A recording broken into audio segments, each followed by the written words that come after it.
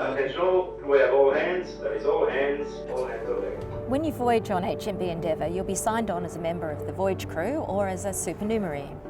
If you join as a member of the voyage crew, you will be an active, important member of the crew that's required to sail the ship in all conditions for 24 hours of the day while the ship is at sea. Those voyaging as supernumerary can choose their level of participation, including relaxing in their cabin.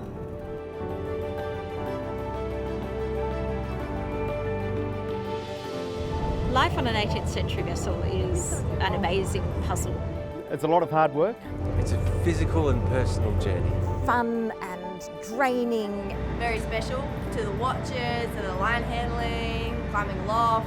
It blows your mind all the time. You learn to live in the moment, just take in every single moment as it comes. Downstairs is just like a small town. You've got everything you need. Endeavour's fully equipped, lovely sinks, toilet, shower, the whole bit. It's really comfy here. We've got all the mod cons. Endeavour has a modern galley and a professional catering team. Yeah, the food's really good. Nobody goes hungry. There's always plenty of food. Not so much chocolate, so you might have to bring your own. We have set meal times constructed around the watches. The watch that's about to go on will come down and eat first. As for sleeping arrangements, the voyage crew will be sleeping in hammocks. You'll bring your own sleeping bag and the ship will supply the hammock. You eat well, but you work hard to earn that food. It's just so much. By the end of the day, you're knackered. Sleeping in hammocks is pretty comfortable actually. Whereas supernumeraries are allocated a cabin. These cabins are the same as the cabins that were allocated to the gentleman scientists on the original Endeavour. Depending on the cabin, there's either a fixed bunk or a swinging cot.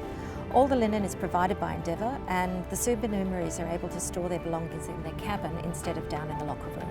Those first few days, it's adjusting to life at sea. Seasickness is an unfortunate part of going to sea for some people. It's best to stay on deck, stay on your feet, keep drinking, and keep busy. In my experience, the best cures for it is hydration and hard work. You push through, you stay tough, people help you out, you get through it as a team.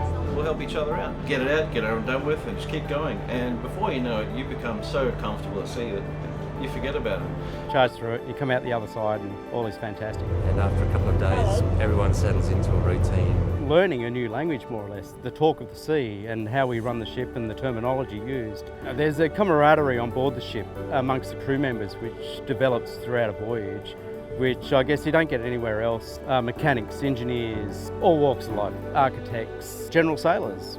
There's no discrimination between who you are in the real world. Everyone's regarded as equal. A part of a 56-member community. We get to learn from each other, don't we? We learn a lot. My favourite part about being on the Endeavour are the opportunity to develop genuine human connections. Getting to know everybody, the mateship.